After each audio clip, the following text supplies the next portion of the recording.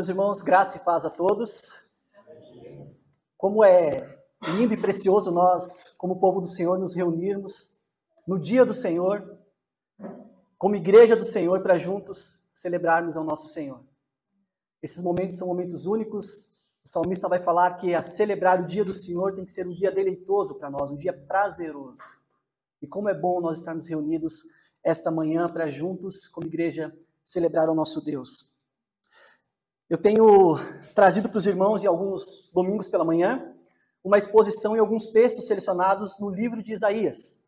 Então, nós já falamos do capítulo 1 de Isaías, capítulo 6 de Isaías, capítulo 9 de Isaías, e hoje nós vamos para um texto que está lá no capítulo 40 de Isaías. Então, eu gostaria que você abrisse a sua Bíblia, por favor, em Isaías, capítulo 40. Nós vamos ler essa manhã e conversar e pensar a respeito dos 8 primeiros versículos desse texto. Dos 11 primeiros versículos desse texto. Enquanto os irmãos abrem aí, eu vou dar uma recapitulada daquilo que nós estamos, que cenário nós estamos aqui no livro de Isaías. Eu fiquei apaixonado pela aula aqui que o Eduardo trouxe para nós mais cedo, porque ele trouxe de forma completa uma narrativa da teologia bíblica. E ele falou vários aspectos desse contexto de Isaías. Contexto de opressão da Assíria, em seguida o exílio babilônico. Então vai ter alguma coisa aqui que os irmãos vão conseguir fazer conexão com o que nós aprendemos mais cedo aqui na nossa EBD. Então quando a gente chega no livro de Isaías, meus irmãos, é muito importante nós pensarmos que o livro de Isaías é um livro profético. Ele vai trazer para o povo uma mensagem profética. Nós já vimos que quando Isaías está pregando essa mensagem profética, anunciando essa mensagem profética ao povo, já não existe uma nação única, não é um único Israel. Nós sabemos e nós vimos que o povo foi dividido. 10 tribos ficaram ao norte, sob o nome de Israel, e 2 tribos ao sul, sob o nome de Judá. E nesse ponto que nós estamos no livro de Isaías, as tribos do norte já foram invadidas pela Síria. Já aconteceu essa invasão. E o povo de Judá, então, eles estão temerosos com o que pode acontecer com eles. Nós vimos que esse exílio babilônico que acontece, essa invasão da Síria que acontece, é algo que o próprio Deus, o próprio Senhor, havia falado para o povo. Nós vimos que no capítulo 1, o povo estava adorando a Deus, capítulo 1 de Isaías, adorando a Deus de uma forma totalmente equivocada.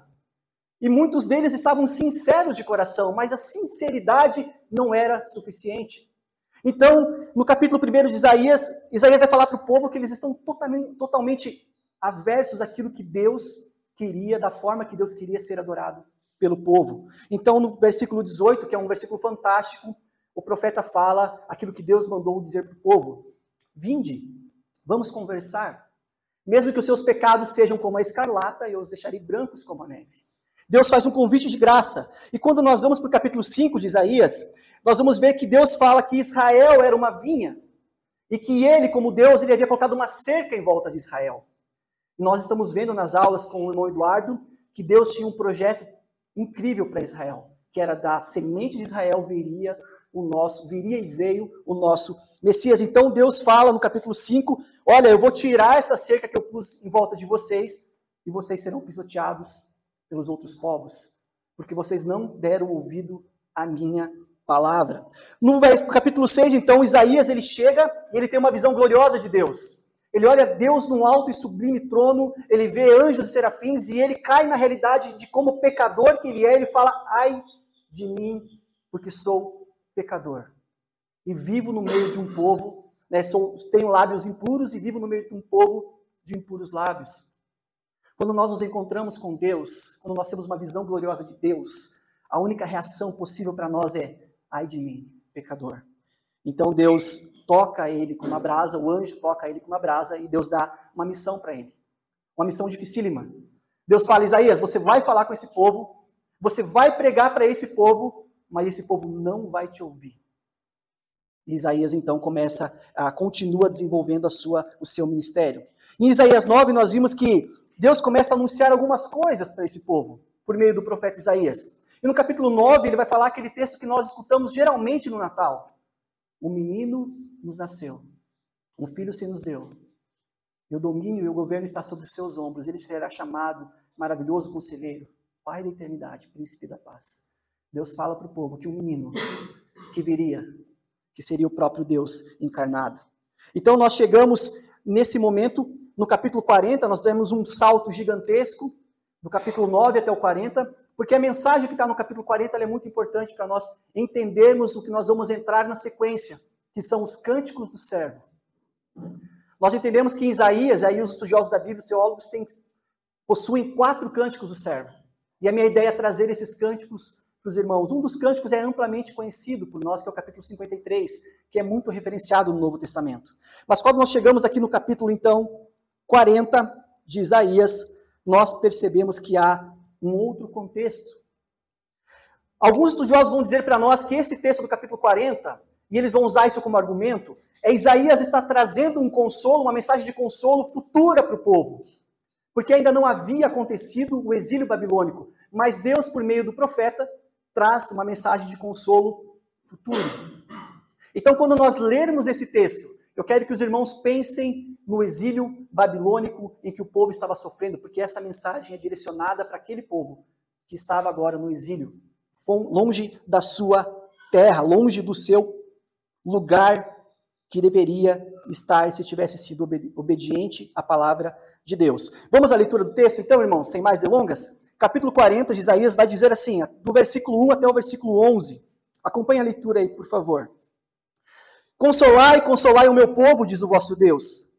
Falai ao coração de Jerusalém, bradai-lhe que já é fim do tempo da sua milícia, que a sua iniquidade está perdoada e que já recebeu em dobro das mãos do Senhor por todos os seus pecados. Voz do que clama no deserto, preparai o caminho do Senhor, endireitai no ermo vereda ao nosso Deus. Todo vale será aterrado e nivelados, todos os montes e outeiros.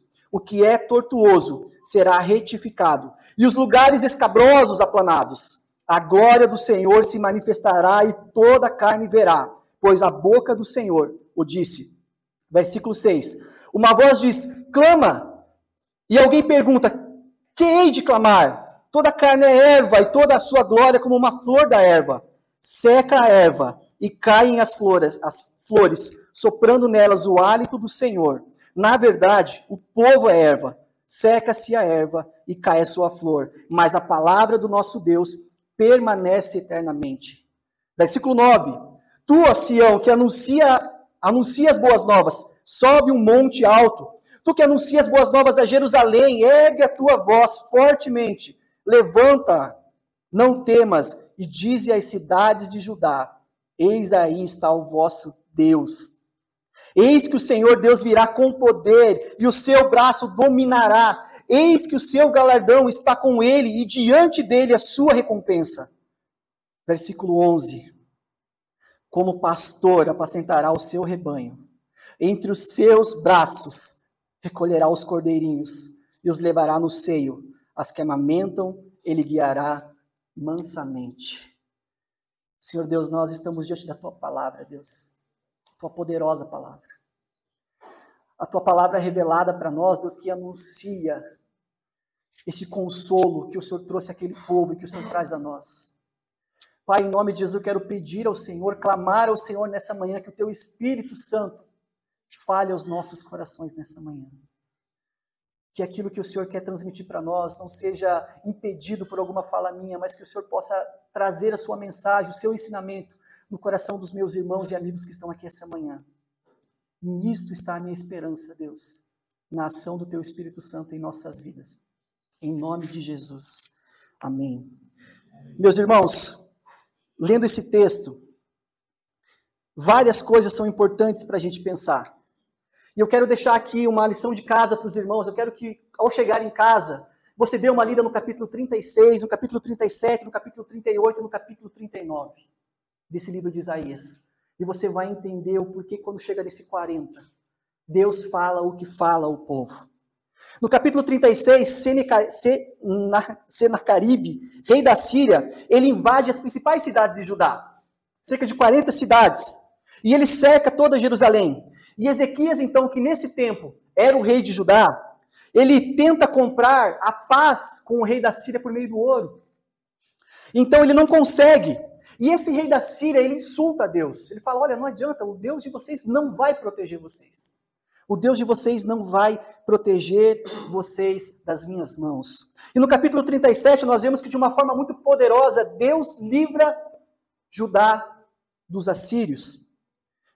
E Deus mata mais de 185 mil soldados assírios no acampamento deles. No capítulo 38, então, Ezequias é acometido de uma doença. E Ezequias, então, essa doença mortal que acomete ele no seu leito, ele vira para o lado e pede a Deus por misericórdia. Pede uma cura a Deus. E Deus concede uma cura para ele. Deus concede essa cura a Ezequias. E no capítulo 39, nós vemos que Ezequias, com medo da Assíria, tenta fazer uma aliança com quem, irmãos? Com a Babilônia. Então a Babilônia, o rei da Babilônia, manda uma comitiva a Israel e Ezequias mostra todos os tesouros que havia em Judá.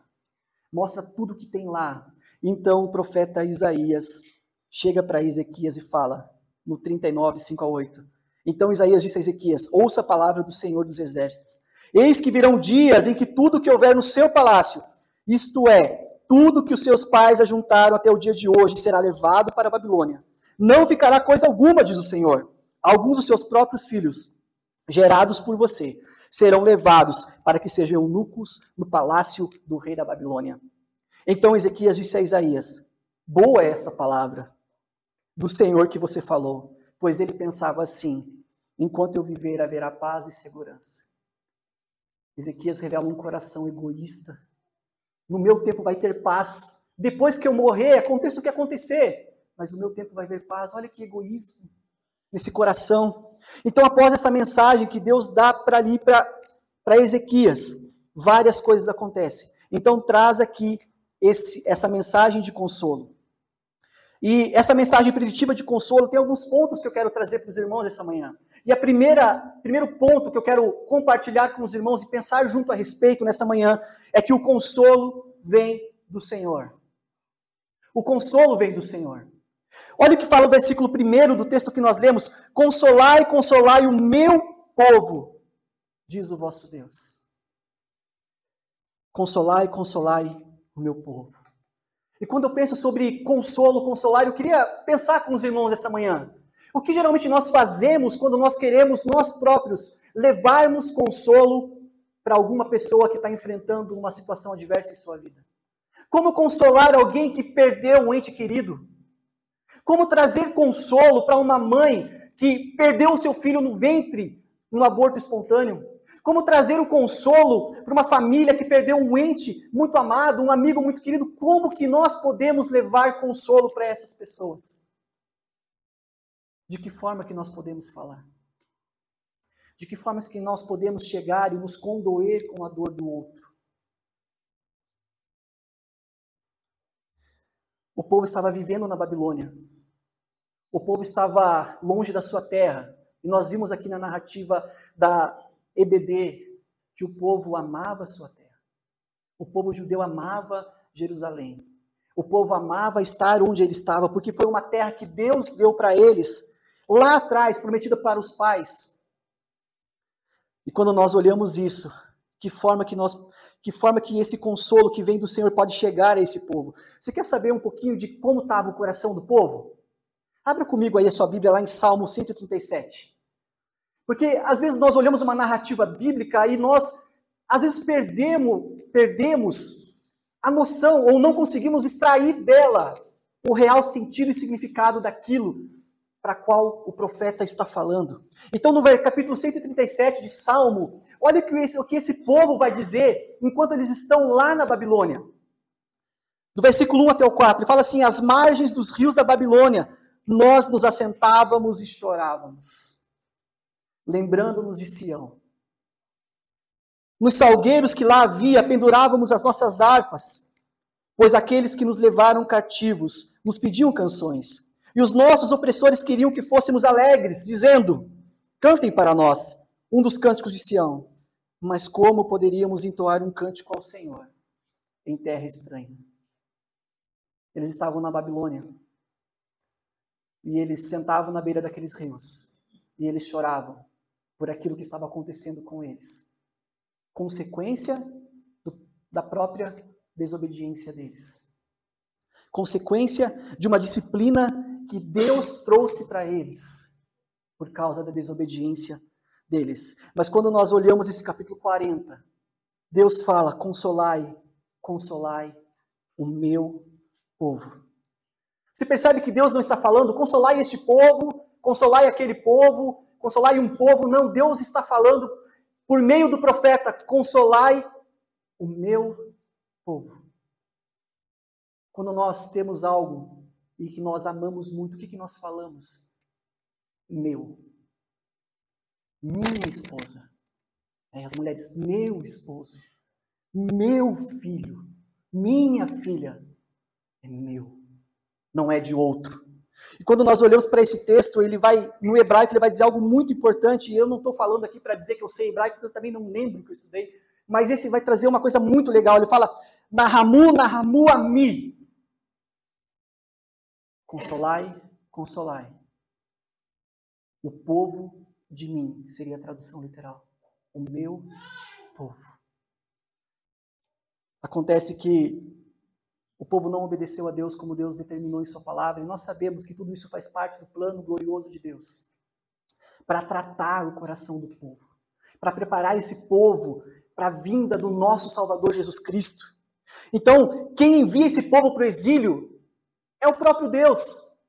É o próprio Deus que envia eles para sofrerem na Babilônia, mas é o próprio Deus que traz o consolo para eles. Jeremias, que é um profeta exílico, ele vai falar para a gente declaradamente, no capítulo 25, no versículo 3 a 11. Olha o que ele fala, Jeremias fala: durante 23 anos, desde o 13º ano do reinado de Josias, filho de Amon, rei de Judá, até hoje, a palavra do Senhor tem vindo a mim, e sempre de novo eu tenho anunciado a vocês, mas vocês não escutaram. Também sempre de novo o Senhor enviou os seus servos, os profetas, mas vocês não escutaram, nem inclinaram os ouvidos para ouvir. Quando eles diziam: convertam-se agora, cada um de vocês de seu mau caminho e da maldade das suas ações, e vocês habitarão na terra que o Senhor sempre deu, que o Senhor deu a vocês e aos seus pais, desde os tempos antigos e para sempre. Não sigam outros deuses para os servir e adorar, nem me provoque a ira com as obras de suas mãos, então não lhes farei mal algum. Mas vocês não deram ouvidos, diz o Senhor. Pelo contrário, me provocaram a ira com as obras de suas mãos para o próprio mal de vocês. Portanto, assim diz o Senhor dos Exércitos: visto que vocês não escutaram as minhas palavras, eis que mandarei buscar todas as tribos do norte. Babilônia estava no norte, do lado esquerdo. A Síria estava do lado de cá. Portanto, eis que mandarei buscar todas as tribos do norte, diz o Senhor, e também Nabucodonosor, rei da Babilônia. E olha como é que ele chama: rei da Babilônia, meu servo. Todos governantes pagãos, todo ser humano, de alguma forma, serve o propósito de Deus. Serve essa grande missão que nós estamos vendo na IBD, essa missão que Deus tem de chamar o seu povo. Então ele chama Nabucodonosor, rei da Babilônia, meu servo, e os trarei contra essa terra, contra os seus moradores e contra todas as nações ao redor, e eu os destruirei totalmente. Farei deles um objeto de horror e de vaias, ruínas perpétuas. Farei cessar entre eles o som das festas e da alegria, e a voz do noivo e a voz da noiva, o ruído das pedras do moinho e a luz das lamparinas. E o versículo 11, Deus fala: por quanto tempo? Toda a terra virá a ser uma ruína, objeto de horror, e essas nações servirão o rei da Babilônia durante 70 anos. Então, quando Deus manda o profeta trazer essa mensagem de consolo, está chegando o final desses 70 anos. Está chegando o final desse tempo. E é o próprio Deus quem traz o exílio, mas é o próprio Deus também que traz o consolo e traz a libertação. Nenhuma situação que nós enfrentamos é o fim. Trazendo para nós. Nenhuma situação adversa que nós enfrentamos é definitiva. Deus corrige quem Ele ama. Como um pai que corrige um filho que faz o que é errado. Deus, por amor, corrige. Provérbios 3,12 vai nos dizer: porquanto o Senhor corrige a quem ama, da mesma forma que o pai o repreende. E de forma mais clara, mais transparente. O autor de Hebreus vai dizer para a gente, na luta contra o pecado, no capítulo 13, do versículo 4 a 11, ele vai nos dizer, na luta contra o pecado vocês ainda não resistiram até o sangue. E vocês se esqueceram da exortação que lhe é dirigida como a filhos? Filho meu, não despreze a correção que vem do Senhor. Nem desanime quando você é repreendido por ele, porque o Senhor corrige a quem ama e castiga todo filho a quem aceita. E qual é o filho a quem o pai não corrige? Mas se estão sem essa correção, da qual todos se tornam participantes, então vocês são bastardos e não filhos. Tem muitos pais aqui, presentes essa manhã. E eu tenho certeza que você pai e você mãe, você corrige o teu filho. Se você for no supermercado e ver a criança, o filho de outro, se jogando no chão, fazendo escândalo, você só vai passar e falar, Deus me livre, mas você não vai corrigir. Porque não é teu filho. Você vai deixar ele se puxar no chão. Mas o pai corrige o filho que ele ama. Além disso, tínhamos os nossos pais, versículo 9 de Hebreus 13, os nossos pais humanos que nos corrigiam e nós os respeitávamos. Será que então não sujeitaremos muito mais ao Pai espiritual para vivermos? Pois eles nos corrigem por pouco tempo, segundo o melhor lhes parecia. Deus, porém, nos disciplina para o nosso próprio bem, a fim de sermos participantes da sua santidade. Na verdade, toda disciplina, ao ser aplicada, não parece motivo de alegria, mas de tristeza. Porém, mais tarde, produz fruto pacífico aos que têm sido por ela exercitados. Fruto de justiça. Deus estava disciplinando o seu povo. E uma reflexão pessoal para nós, há momentos em nossas vidas, por causa da nossa natureza pecadora, pecaminosa, que Deus traz a disciplina deles para as nossas vidas. E nós precisamos ficar atentos para entender se não é a disciplina do Senhor que está vindo sobre nós. Porque se nós somos filhos, haverá correção do nosso Pai. E Ele nos corrige para o nosso bem. Mas há um texto que eu acho fantástico em Salmo, porque ele diz para a gente assim, no Salmo 30, versículo 5, porque a sua ira dura só um momento, mas o seu favor dura a vida inteira. E nós conhecemos esse versículo só o finalzinho, né? Nós citamos o finalzinho. O choro pode durar uma noite, mas a alegria vem pela manhã. Mas no começo ele fala, a ira do Senhor dura só um momento, mas o seu favor dura a vida toda. Esse consolo vem do próprio Deus. O próprio Deus traz o exílio, mas é o próprio Deus que traz o consolo para o seu povo. O ponto 2, de que forma que Deus traz então um consolo para esse povo? De que forma que Deus traz muitas vezes para nós o consolo quando nós estamos enfrentando situações adversas em nossas vidas? De que forma que Deus traz isso? Versículo 2, deixa comigo aí.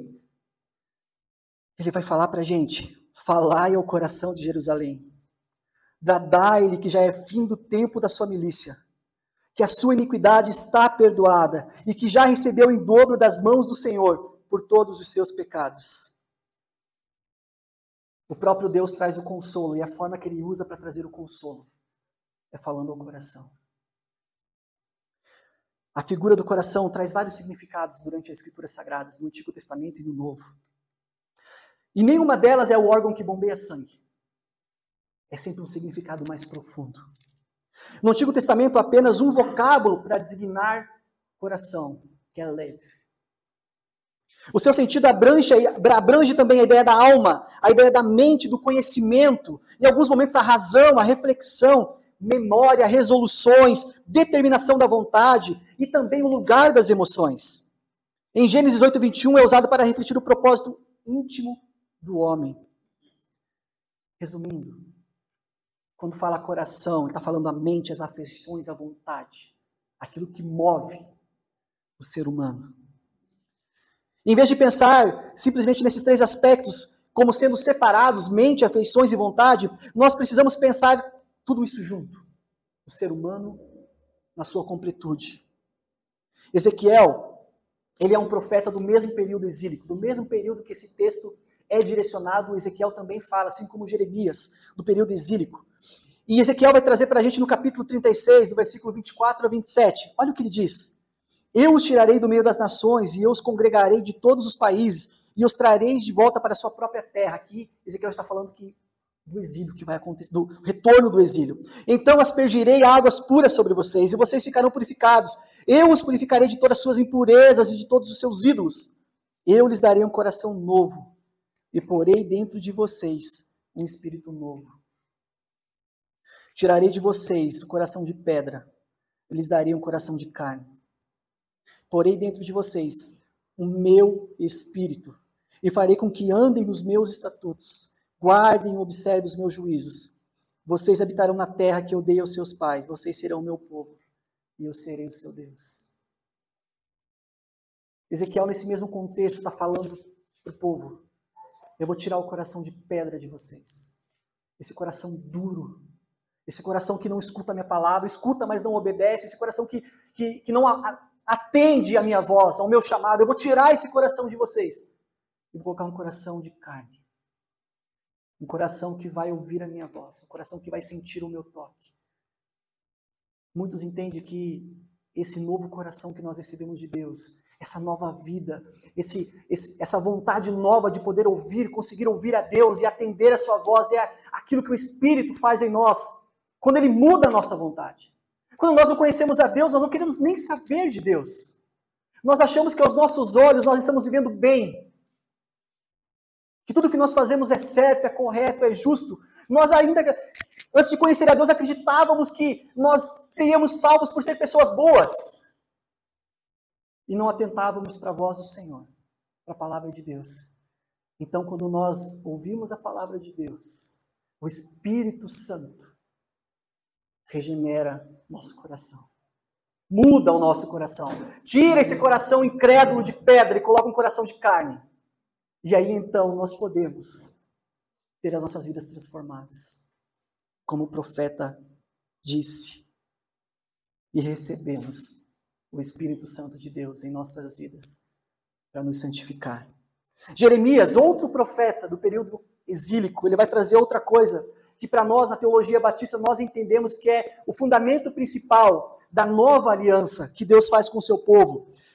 Capítulo 31 de Jeremias, versículo 31 até 34, Jeremias vai dizer para esse povo: eis aí vem dias, diz o Senhor, em que firmarei nova aliança com a casa de Israel e com a casa de Judá.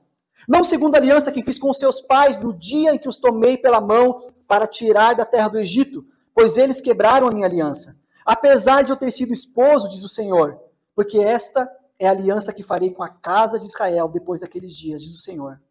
Na mente lhes imprimirei as minhas leis, também no seu coração a escreverei. Eu serei o Deus deles e eles serão meu povo. E olha o que ele fala no versículo seguinte: não ensinará jamais cada um o seu próximo, nem cada um ao seu irmão, dizendo: conheça o Senhor, porque todos me conhecerão, desde o menor até o maior deles, diz o Senhor, pois perdoarei as suas iniquidades e dos seus pecados jamais me lembrarei. Aqueles que recebem o milagre da regeneração no coração de Deus, eles são ensinados pelo próprio Deus. O próprio Deus escreve as suas leis no coração. E quando nós falamos isso, irmãos, é aquele falar que Deus traz por meio do seu Espírito no nosso íntimo. Eu estou falando, vocês estão ouvindo a voz de um pregador visível, mas há um pregador invisível que fala onde eu não consigo falar, que é no coração de vocês. E esse pregador invisível que muda as nossas vidas não é o homem, é o Espírito Santo de Deus. É Ele que fala ao nosso coração. É Ele que nos ensina a palavra de Deus. É Ele que faz com que as nossas vidas sejam transformadas, mudadas.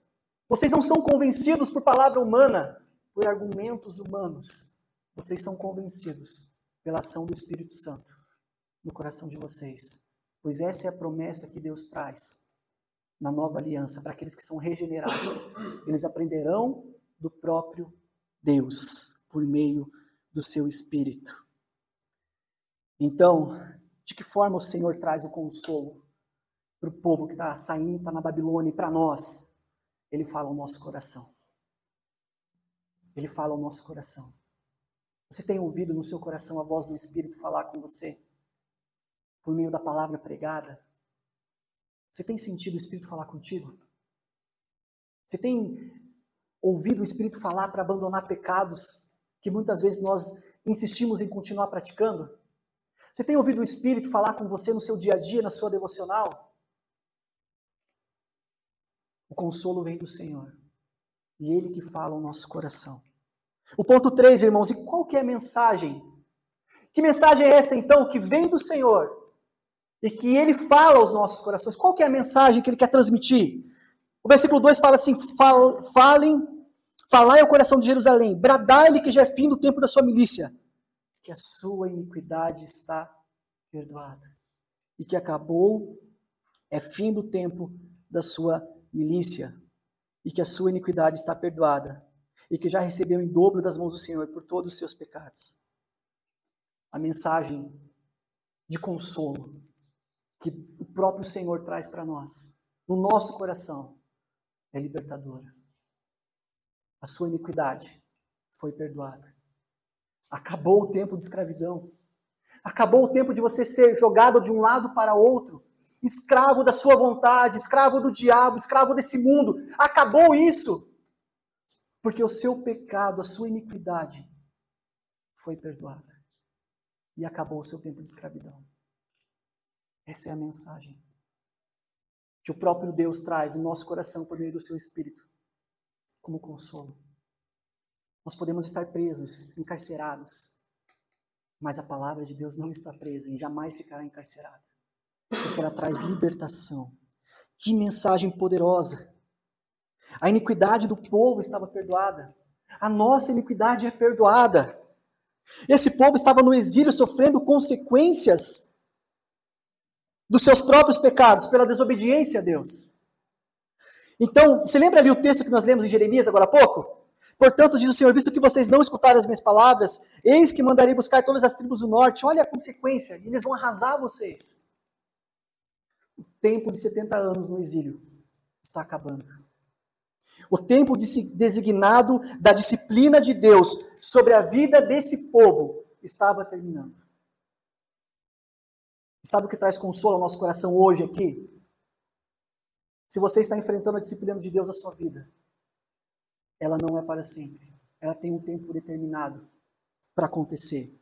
Deus estava perdoando o pecado daquele povo, da mesma forma que Ele perdoa todos os pecados do seu povo, dos seus eleitos. Todos os pecados passados, todos os pecados presentes e todos os pecados futuros dos eleitos de Deus estão perdoados. Gálatas vai nos alertar que nós não podemos fazer disso uma desculpa para pecar mais. Mas nós precisamos ter a consciência. O nosso pecado está perdoado. Irmãos, quão difícil é muitas vezes a gente aplicar essa verdade poderosa em nossas vidas. E toda vez que nós queremos de alguma forma obter um perdão que não seja esse perdão gratuito, nós estamos buscando uma justificação por obras. Não, hoje eu estou muito pecador, eu tenho que ir no culto. Não, hoje eu estou muito pecador, eu vou ler mais a Bíblia. É bom que leia mais, mas ler mais a Bíblia não vai te fazer mais perdoado, porque você já é perdoado. A sua iniquidade já foi perdoada por Deus. Essa é a realidade que Deus traz para o seu povo. Essa é a mensagem de consolo. Deus derrama graça e o seu perdão sobre nós. Não merecemos, jamais, o perdão de Deus. Mas por graça, Ele derrama em nós. Mas Ele traz a nós por sua graça e por sua misericórdia. E uma reflexão, mais uma reflexão pessoal para nós. Como você tem lidado com o perdão que Deus te dá, te deu e te dará gratuitamente em Cristo Jesus? Como você tem lidado com isso? Você tem feito disso uma força motriz para pecar mais? Ou você tem se jogado diante do Senhor e falado, Deus, obrigado. Isso tem sido uma força motriz para que você reveja suas práticas diárias. O perdão de pecados é uma evidência que houve fé genuína, seguida de arrependimento, mudança de vida. Sabe quando eu sei que eu sou perdoado? Quando eu abandono o pecado e mudo de vida. Deixo aquele pecado de lado. Aí há verdadeiramente arrependimento e fé. E isso é gerado, não é gerado pela nossa vontade não, viu, irmãos?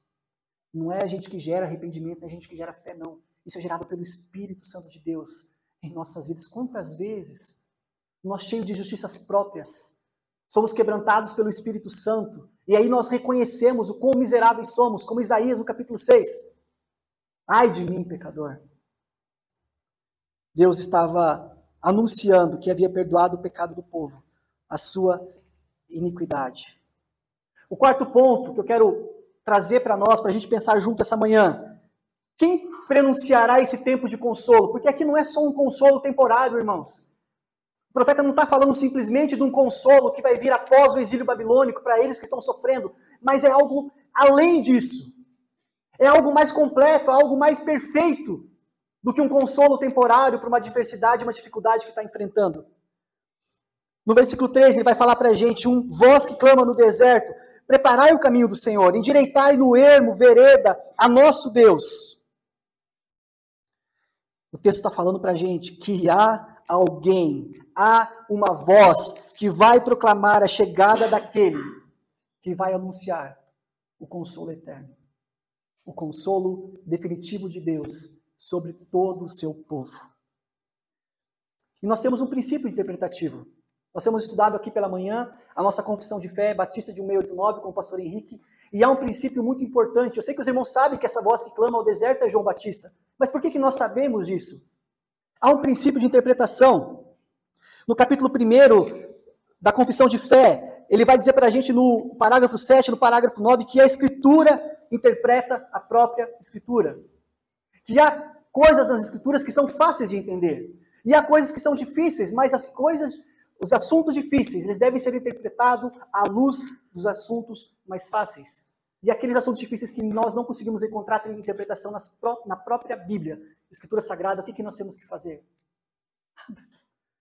Se Deus não revelou a interpretação, nós podemos pensar, imaginar na nossa cabeça, mas quer ter certeza de uma interpretação bíblica? É aquilo que a Bíblia deu. Nehemiah Koshi, que é um grande teólogo batista particular do século XVI, ele vai falar que o melhor intérprete das Escrituras, melhor intérprete do Antigo Testamento é o Espírito Santo, falando a nós no Novo Testamento. Então, quando nós olhamos essa voz que clama no deserto, como que a gente sabe que é João Batista? Porque o texto de João, capítulo 1, versículo 19 a 23, vai dizer: este foi o testemunho de João, quando os judeus lhe enviaram a Jerusalém, sacerdotes e levitas, para perguntar: quem é você? Ele confessou e não negou. Confessou: eu não sou o Cristo. Diante disso lhe perguntaram: quem é você então? Você é Elias? Ele disse: não sou. Então perguntaram: você é o profeta? Ele respondeu: não, não sou. Disseram-lhe então: diga quem você é para que podermos dar uma resposta àqueles que nos enviaram. O que você diz a respeito de si mesmo? Então ele respondeu: eu sou a voz que clama no deserto. Endireita o caminho do Senhor, como disse o profeta Isaías.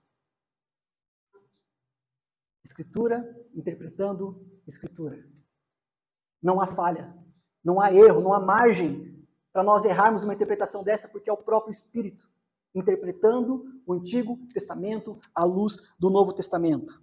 João Batista começa então a proclamar, e ele diz: olha, está chegando o dia que o próprio Senhor, o próprio Deus encarnado, ele virá trazer o consolo definitivo a Israel.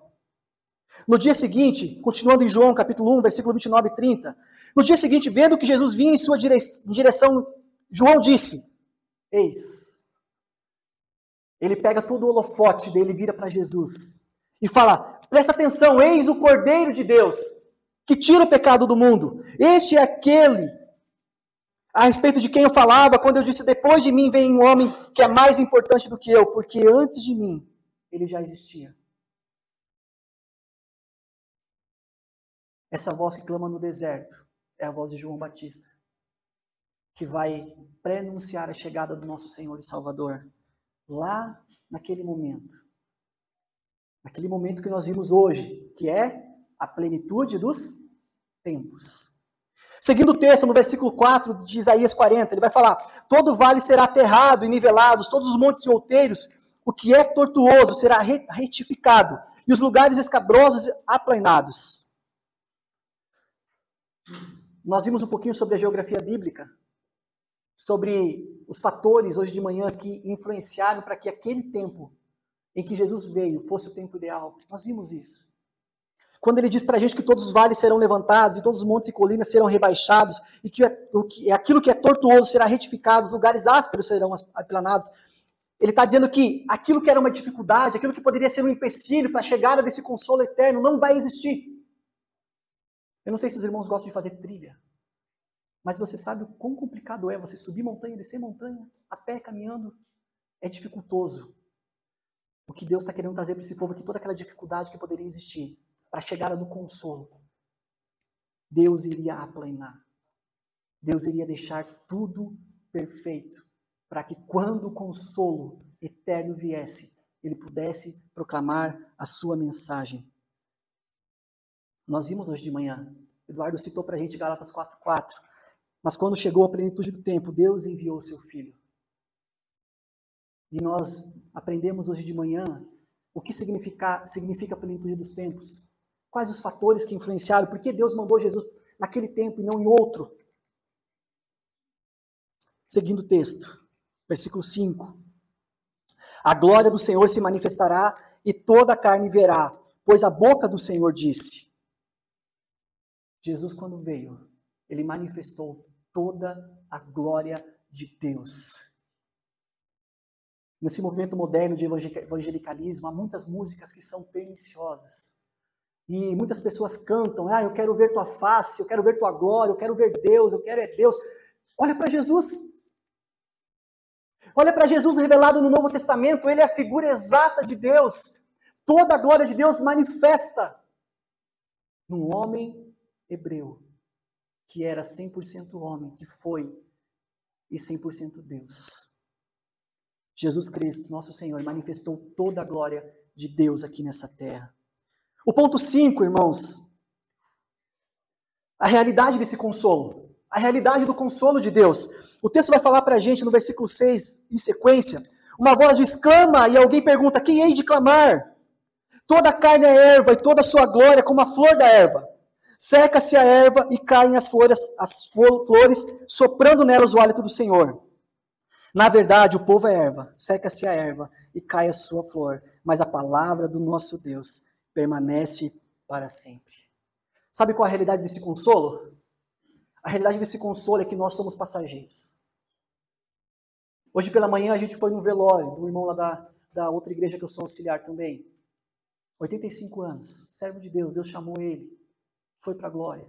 E quando nós nos deparamos com a morte, nós percebemos, porque nós não pensamos na morte, não é verdade? Ninguém aqui fica pensando na morte.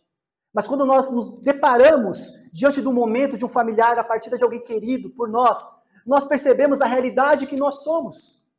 Nós somos a erva que seca e logo desaparece. A realidade do consolo de Deus não é somente aqui. Aqui é tão pouco tempo. Nós vamos viver 70 anos, 80, talvez alguns aí que cuidam mais da saúde, 90. Alguns, pela graça e misericórdia, 100. E acabou. Acabou aqui. A realidade do consolo de Deus é que, por mais que a erva seca, no versículo 8, e as flores caem, a palavra do nosso Deus permanece para sempre. A realidade do consolo de Deus é eterna. Não é somente para aqui e agora, mas ela traspassa a nossa realidade temporal. A palavra de Deus permanece para sempre. Hoje estamos aqui, amanhã já não podemos estar mais. Quem garante que amanhã você vai conseguir chegar no seu trabalho? A gente não consegue garantir isso.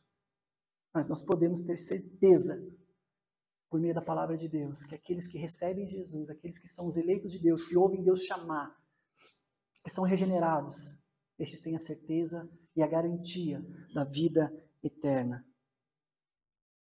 Quinto ponto. Quem é o portador desse consolo? Já adiantei um pouco para os irmãos.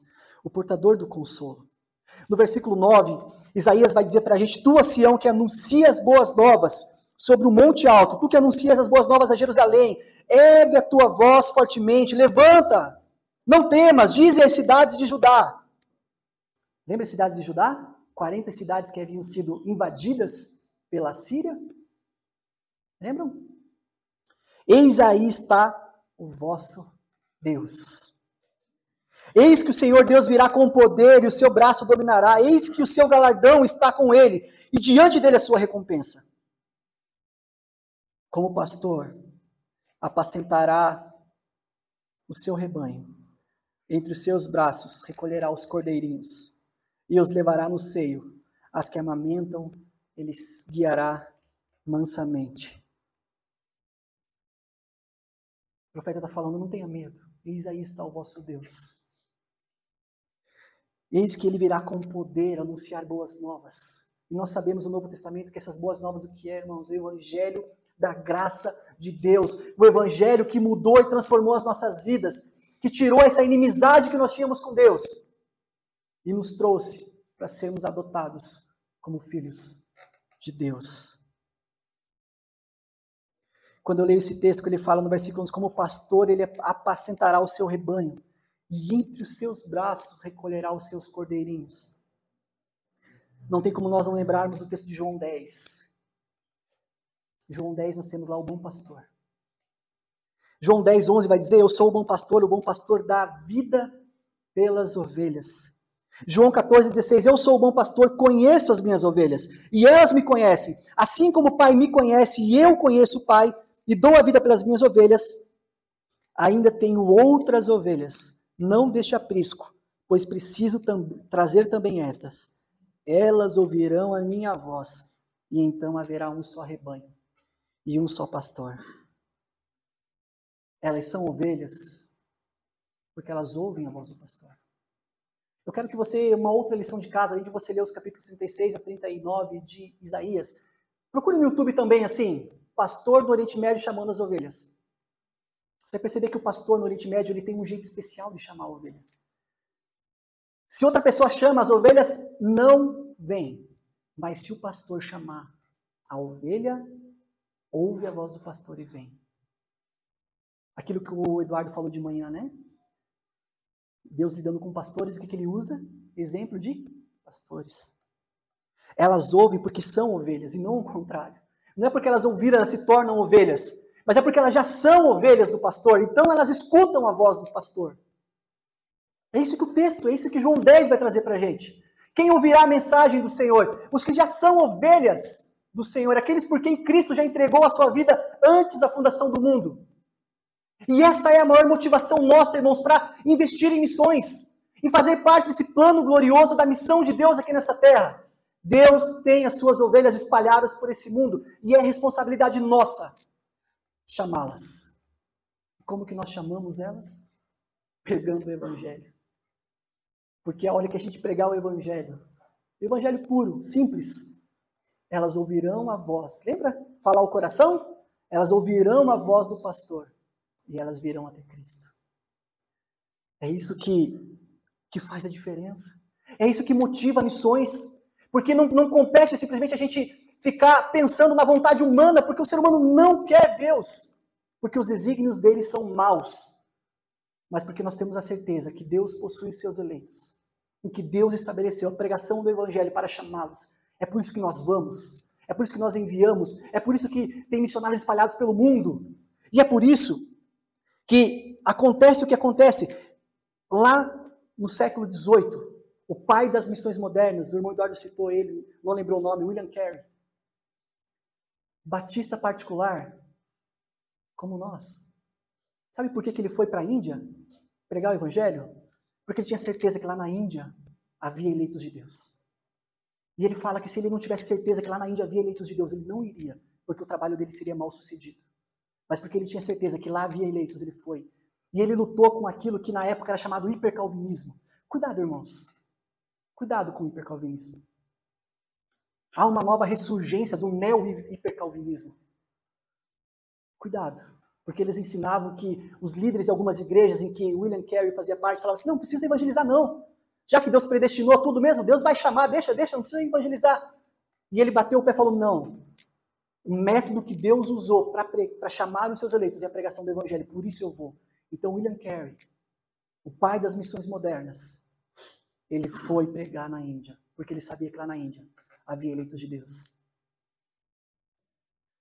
Elas ouvirão a minha voz, as minhas ovelhas ouvem a minha voz, e eu as conheço e elas me seguem. Aqui está um dos maiores fundamentos para nós nos importarmos com missões. Nos importarmos em ser braço, igreja que apoia, que envia e que sustenta missionários. Com essa certeza, ele foi. Levanta sua voz fortemente, levanta e não tenha medo.